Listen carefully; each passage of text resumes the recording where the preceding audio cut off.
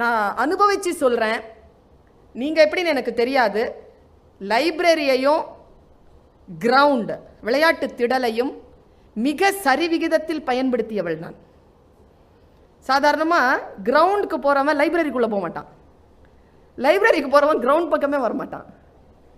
ஆனால் எனக்கு இந்த 2 அனுபவங்களும் ஆழமாக உண்டு. அதனால் நான் சொல்லுகிறேன், ஒன்று நம்முடைய புத்தியை தீட்டுகிறது, இன்னும் ஒன்று நம் உணர்வுகளையும் உடலையும் தீட்டுகிறது.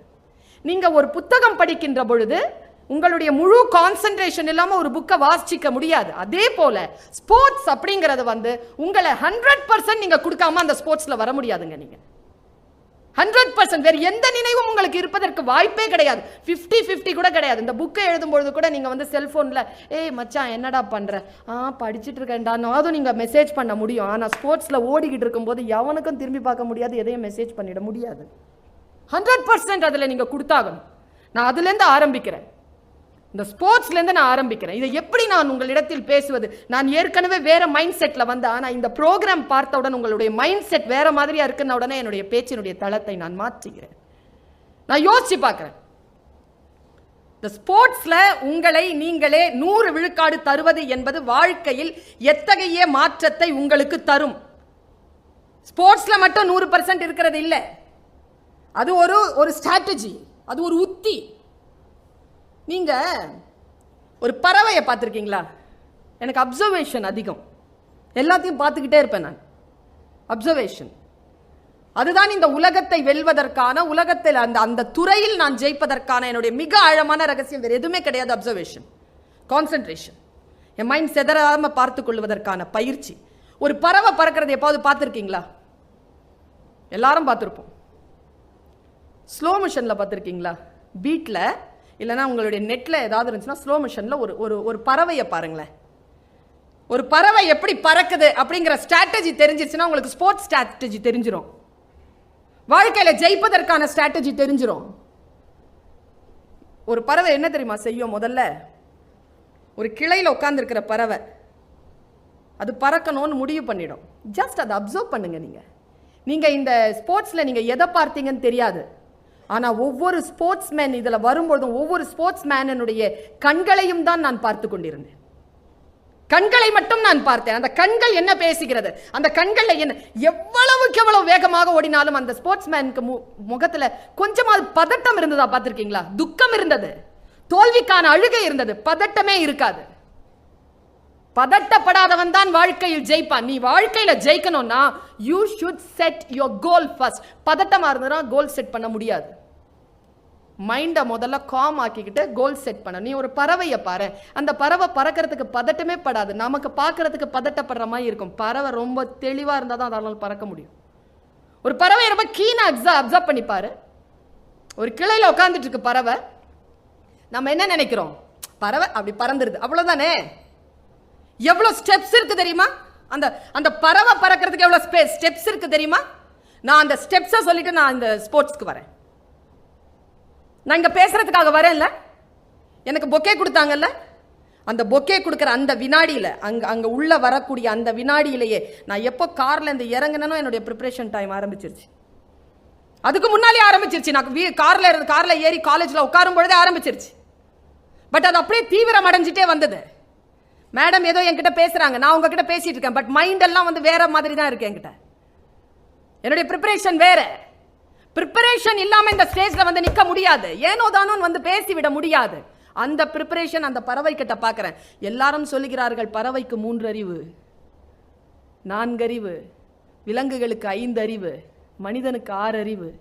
இதை எந்த பறவையோ மிருகமோ இதுவரைக்கும் ஏற்றுக்கொண்டதே கிடையாது. மனிதன் தான் சொல்லிக் கொண்டிருக்கிறான். நாம பார்த்ததே கிடையாது. இந்த பறவையினுடைய பார்வை வேறு.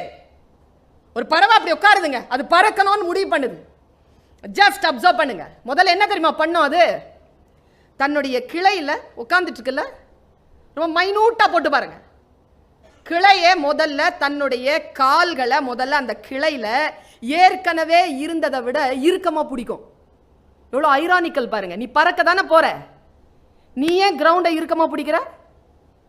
விட்டுடு, பறக்க தானே போற, ஏன் கிரவுண்டை பிடிக்கணும்? நீ கிரவுண்ட் ரியாலிட்டி. நீ உன்னுடைய கிரவுண்ட் ரியாலிட்டியை கரெக்டா தெரிஞ்சுக்கலனா உன்னால உன்னுடைய கோல் செட் பண்ணிருக்கே அங்க பறக்கவே முடியாது. ஃபர்ஸ்ட் உன்னுடைய கிரவுண்ட் ரியாலிட்டி அதை பிடிச்சுக்கோங்க இறுக்கமா. பிடிச்சிட்டு என்ன தெரியுமா பண்ணோம்? சிறகெல்லாம் விரிக்காது, சிறகு விரிக்காது. பிடிச்சிக்கிட்டு உடம்புல ஒரு சின்ன ப்ரிப்பரேஷன் ஆரம்பிச்சு தன்னுடைய வயிறு இருக்குல்ல, வயிறு, அந்த வயிற்றை கரெக்டா தன் காலுக்கு அடியில் அப்படி அழுத்தவங்க. ஒரு ப்ரெஷர் கொடுக்கும். ப்ரெஷர் கொடுத்துட்டு அப்புறமா சிறக விரிக்கும். கான்ஃபிடன்ஸ். சிறக விரிச்சதுக்கு பிறகு மறுபடியும் என்ன பண்ணும்? அந்த வயிற்றை மொத்தமான அந்த உணர்வுகளை மொத்தமா கொண்டு வந்து அந்த சின்ன வயிற்றுல போட்டு ஃபுல்லா கீழே அழுத்தோங்க. அழுத்திட்டு கிரவுண்டில் அந்த கிரவுண்டை மெதுவா விடும். மெதுவா விடுங்க. அப்படி அது விடுறதும் அந்த சிறகு விரிகிறதும் சைமல்டேனியஸா நடக்கும். விட்டுட்டு அந்த பிரஷர் இருக்குல்ல, அது இன்னொரு வாட்டி ஒரு சின்ன அப்படி பிரஷர் கொடுத்த உடனே அது பறந்துருங்க. நான் இது அப்படியே பார்க்குறேன்.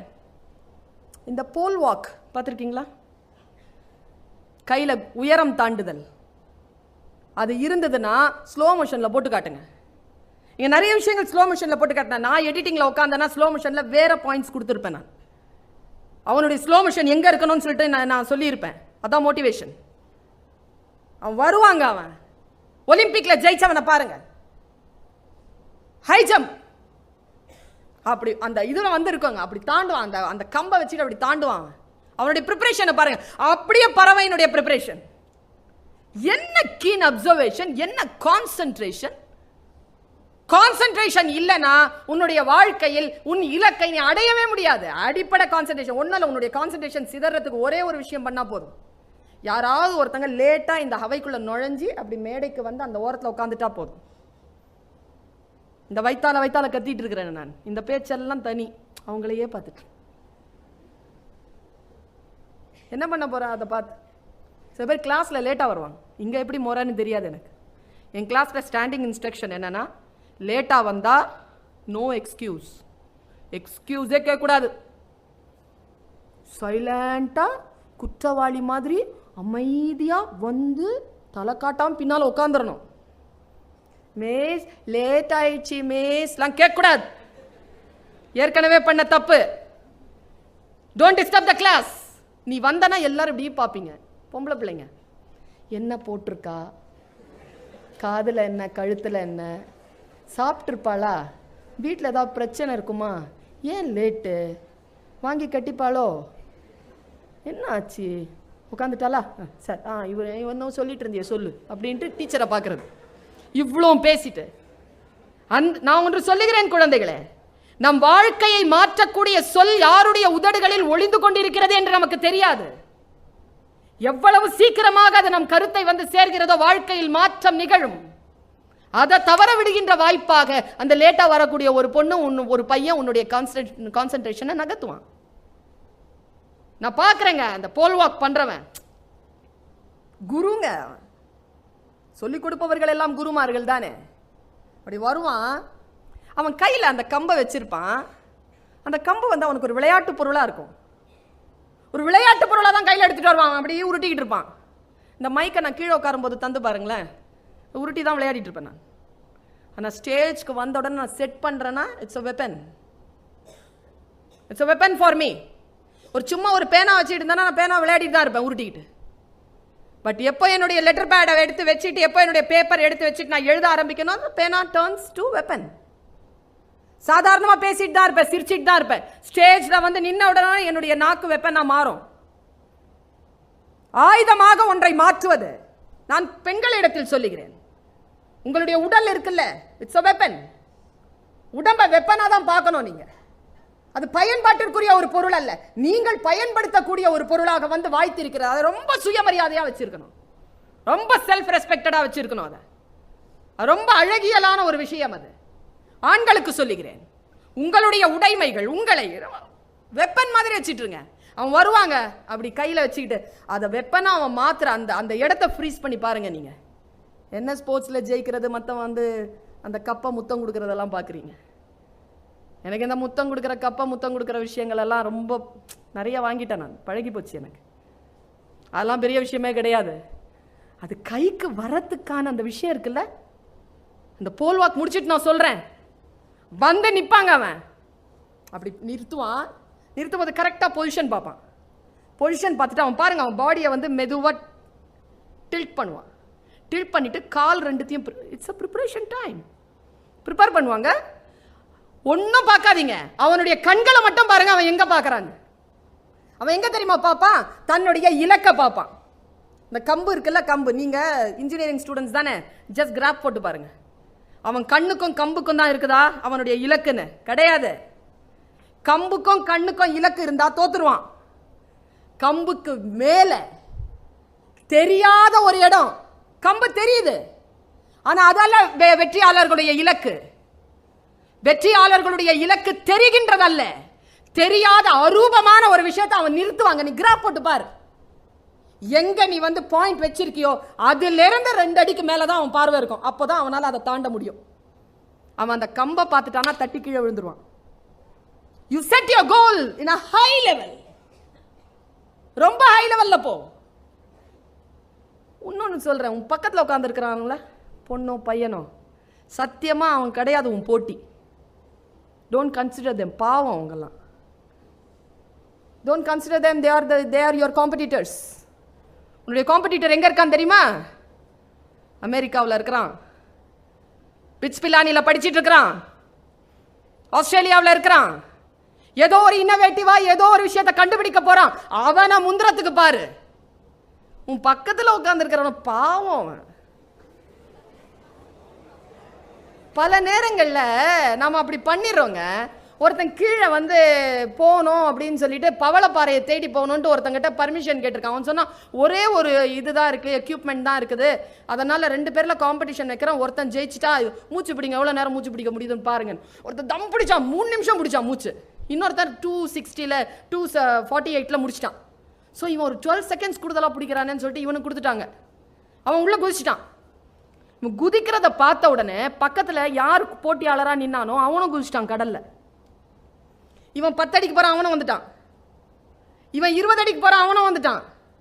இவன் 30 அடிக்கு போகிறான், அவனும் வந்துட்டான். இவன் 40க்கு போனாங்க, அவனை பார்த்துட்டு வரான். இவன் 60 அடிக்கு போயிட்டாங்க, அவனும் 60 அடிக்கு வந்துட்டான். இவன் பார்த்து கேட்டான், இதுக்கு மேலே போகிறதுக்கு கேஸில் எனக்கு ஆக்சிஜன் இல்லை, எப்படிரா வர என் கூட, கேஸே இல்லை, எப்படிரா வர? அவன் சொன்னானா, டேய் தள்ளி விட்டாங்கடா, காப்பாத்துறான்னு. பல நேரங்களில் நம்ம பக்கத்தில் போட்டியாளராக நாம் நினைச்சிட்டு இருக்கிறவங்கலாம் விபத்தில் வந்து விழுந்தவங்க, பாவம். Don't consider them as your competitors at all. You just go ahead, போ. உன்னுடைய விஷயங்களை நீ செட் பண்ணும்போது செட் பண்ணிக்கோ, பெரிய விஷயங்களை செட் பண்ணு. யோசிச்சு பார்த்தா நான் வந்து கொஞ்சம் திமிர் பிடிச்சவங்க. அது எப்படின்னு தெரியாது, நல்லதா கெட்டதாலாம் எனக்கு தெரியாது, கொஞ்சம் திமிர் எனக்கு. எப்போவுமே எனக்கு கோல்டு பிடிக்கும், gold colour. I like gold and diamond. மாடரேட்டாக எனக்கு வந்து அந்த வெள்ளி, இந்த செம்பெல்லாம் ஓகே. அதனால் எனக்கு எப்போவுமே டார்கெட் வந்து கோல்டு மெடல் தான். I like the medal, not metal. I like. அதனால் ஃபஸ்ட் ப்ரைஸ் எப்போ ஓடினாலும் ஃபஸ்ட் ப்ரைஸ் வந்துடுவேன். நான் 800லாம் வந்து ஃபஸ்ட்டாக வந்துடுவேன். ரிலேலாம் வந்து கடைசி ஆள் தான், கிடுகிடுன்னு ஓடி வந்துடுவேன். கபடியெல்லாம் அப்படி விளையாடுவேன். போயிருந்தேன்னா பெரிய ஆளாக அதில் சாதிச்சிருக்கலாம். இதில் வந்துட்டேன், பேச வந்துட்டேன், சாஃப்ட் ஸ்கில்ல வந்துட்டேன். ஒரு நாள் ஓடுறேங்க, என்னுடைய அறிவு திறந்த இடம் அது. நான் உங்களுக்கு சொல்லுகிறேன் குழந்தைகளே, என் அறிவு என்னுடைய கதவு திறந்த இடம். ஓடி வந்துட்டேன், ஃபர்ஸ்ட் ப்ரைஸ். உடனே அங்கே போடியம் வச்சுருந்தாங்க. போடியம் உங்களுக்கு தெரியும்ல, அந்த ஃபர்ஸ்ட் ப்ரைஸ் செகண்ட் ப்ரைஸ் எப்படி வச்சுருப்பாங்க?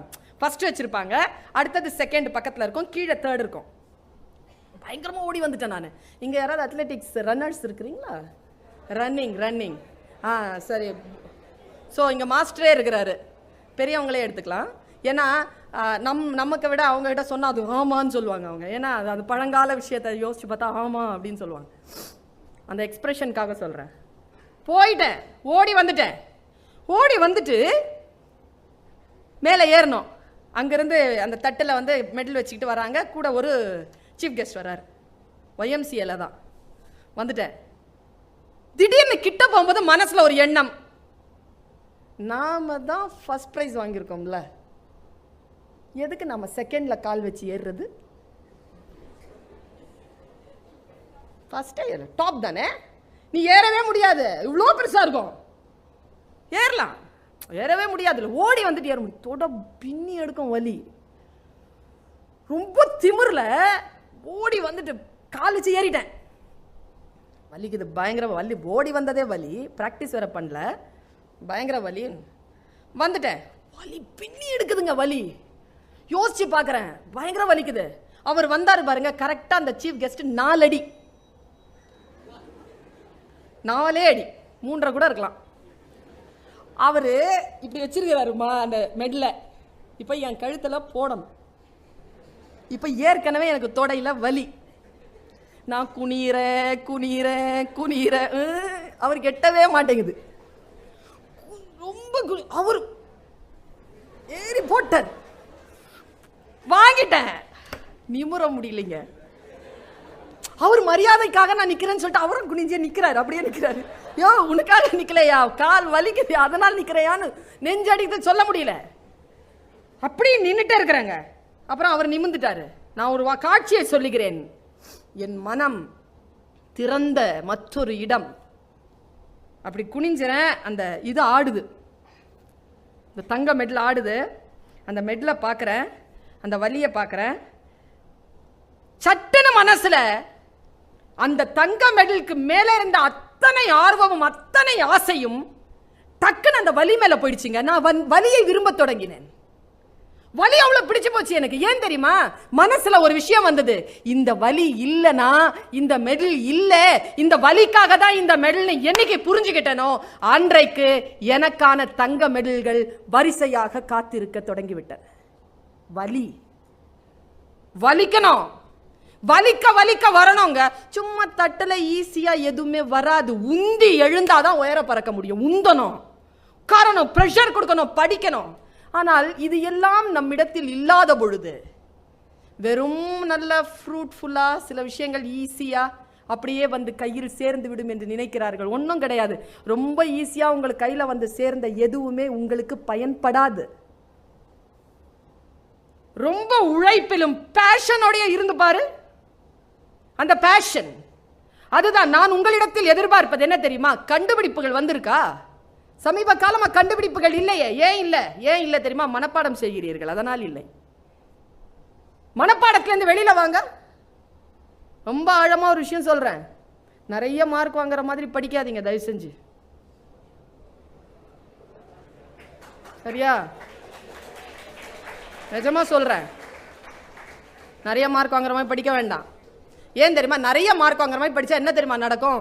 ஒன்றும் இல்லை, கேம்பஸ்ல உடனே செலெக்ஷன் கிடைக்கும், உடனே வேலை கிடைக்கும், நிறைய சம்பாதிக்கலாம். அதுக்காக தானே மேடம் வந்திருக்கிறோம். போய் நிறைய மார்க் வாங்க வேண்டாம்னு சொல்றீங்க. நல்லா படிங்க.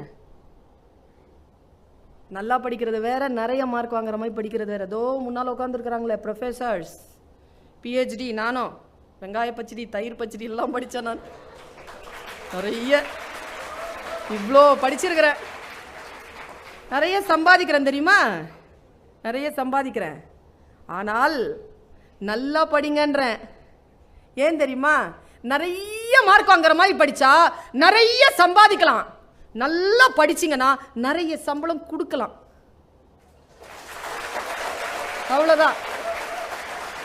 Simple methodology, simple strategy. நல்ல படி, எது படிச்சாலும் ஆழமா. 3 Idiots பார்த்தல, நல்லா நிறைய மார்க் வாங்குற மாதிரி படிக்கிறவன் பின்னாலதான் ஓடணும் செக்குல சைன் வாங்குன்னு. நல்லா படிக்கிறவன் சைன் போடுற ஆளா இருப்பான். Very simple methodology. இப்போ நான் நல்லா படிச்சேன், நிறைய மார்க் வாங்குற மாதிரி படிச்சேன். எனக்கான சம்பளத்தை காலேஜ் முடிவு பண்ணிச்சு, யூஜிசி முடிவு பண்ணிச்சு, இவ்வளவுதான், இவ்வளவு ஆயிரங்கள் தான் அப்படின்ட்டு. ஆனா நான் நல்லா படிச்சது லிட்ரேச்சரை. லிட்ரேச்சர் என்ன தெரியுமா பண்ணிச்சு, நான் நல்லா படிச்சதுனால, நிறைய மார்க் வாங்குறதுனால மாச சம்பளம் கிடைச்சிருச்சு. நல்லா படிச்சதுனால என் சம்பளத்தை, நான் மாச சம்பளம் இருக்குல்லங்க, என்னுடைய மாச சம்பளம், ஒரு மாசம் உழைச்சி நான் வாங்குற என்னுடைய ப்ரொஃபஸர் சம்பளத்தை 1 மணி நேர பேச்சில் நான் சம்பாரிச்சிட்டு வந்துடுறேன். அவ்வளோதான், ஒரே மணி நேரத்தை சம்பாரிச்சிட்டு வந்தேன். அவ்வளோதான். யார் பெரிய ஆள் தெரியுமா? இன்னைக்கு எழுதி வச்சுக்கோ. உன் வாழ்க்கையில் நீ பெரிய மனுஷன்னா உன் சம்பளத்தை மத்த எவனோ நிர்ணயிக்க கூடாது. உன் சம்பளத்தை நீ நிர்ணயிக்கணும், அடுத்தவன் சம்பளத்தை நீ நிர்ணயிக்கணும். அப்பதான் நீ பெரிய ஆள். அப்பதான் நீ பெரியாள். உன் சம்பளத்தை எவன் ஒருவனோ நிர்ணயித்து விடுவதற்கான வாழ்க்கை முறையை நீ கை கொண்டு விடாத. இந்த கேரளா நாட்டுக்கு போயிருந்தேன். கேரளா நாடுனால இந்த தேங்காய், தென்னை மரம் இதானே. யாராவது இருக்கிறீங்களா? எதை சமைச்சாலும் அந்த தேங்காய் போட்டு சமைப்பாங்க. தேங்காய் நாடு அது, தென்னம் நாடு. ரொம்ப ரொம்ப ரொம்ப ருசியான ஒரு நாடு அது. அந்த நாட்டில் நான் கண்டுபிடிச்ச ஒரு விஷயம், மரம் ஏறுறதுக்கு எளிமையான கருவியை கண்டுபிடித்திருக்கிறார். இன்றைக்கு மிக எளிமையான கருவிகளுக்கான தேவை இருக்கிறது. கண்டுபிடிப்புகள் இல்லைங்க இன்னைக்கு. இன்றைக்கு கண்டுபிடிப்புகள் இல்லாமல் போனதுக்கு என்ன காரணம் தெரியுமா? லேட்ரல் திங்கிங் இல்ல, அனலிட்டிக்கல் திங்கிங் இல்ல. நான் ஒன்னு கேட்கிறேன், நீங்க எல்லாம் இன்ஜினியரிங் ஸ்டூடெண்ட்ஸ் தானே? உங்ககிட்ட குவாலிஃபிகேஷன் இருக்கு இன்ஜினியரிங் படிக்கிறதுக்கு, குவான்டிஃபிகேஷன் இருக்கா? உங்களுக்கு குவான்டிஃபிகேஷன் என்னன்னு தெரியுமா? நான் கேட்கிறேன், இங்க இருந்து அடையார் போகணும், எவ்வளவு நிமிஷத்துல போலாம்? டக்குன்னு யார் சொல்றீங்க பாருங்க. 1 hour, half an hour சொல்றவங்க எல்லாம் தயவு செஞ்சு டிசி வாங்கிட்டு வெளில ஆர்ட்ஸ் காலேஜ்க்கு வந்துருங்க. ஏன் தெரியுமா? கேட்ட கேள்வி நேரடியான கேள்வி. 1 hour ஆகும்னு என்ன தெரியுமா திருப்பி கேட்டிருக்கணும்? நடந்து போறியா, சைக்கிள்ல போறியா, கார்ல போறியா, பஸ்ல போறியா? நடந்து போனா இவ்வளவு நேரம் ஆகும், பஸ்ல போனா இவ்வளவு. இதுதான் குவான்டிஃபிகேஷன். ஒரு மரம் நிக்குது, எவ்வளவு உயரம் இந்த மரம்? வானளாவிய உயர்ந்த மரம்னா ஆர்ட்ஸ். சரியா? எவ்வளவு உயரம்னு சொல்லணும். அதான் இன்ஜினியரிங். இன்ஜினியரிங் வரல. ஏன் பிள்ளைகளா இன்ஜினியர்ஸ் தோற்கறாங்க? இன்ஜினியர் ஸ்டூடெண்ட்ஸ் ஏன் தோற்கறாங்க தெரியுமா? இது இல்ல, பேஷன் இல்ல. You don't love your subject. If you love your subject, நான் என் சப்ஜெக்டை லவ் பண்றேங்க, நான் பேஷன்ங்க, நான் செத்துருவேங்க. நான் படிச்சுட்டே இருக்கும்போது செத்துட்டா I will be in heaven. அவ்வளவு பிடிக்கும் எனக்கு. ஒரு பாட்டு சொல்ல சொல்லு, என்ன ஒரு பாட்டு சொல்ல சொல்லு, வரட்டும். இந்த இந்த இந்த உலகத்துல எந்த கொம்பனாவது வரட்டும், என்ன மாதிரி ஒரு பாட்டு சொல்லிட்டோம் பாபு. நான் அதே பாட்டை சொல்றேன், அதே பாட்டை நான் சொல்றேன், நீ அதே பாட்டை சொல்லு. பேஷன், அது காதலிக்கணுங்க. பொம்பளை பிள்ளைங்க மேல ஆம்பளை பிள்ளைங்கள மேல வச்சிருந்ததெல்லாம் காதல் கிடையாது. சப்ஜெக்ட காதலி. Subject. You love your subject, you love your future.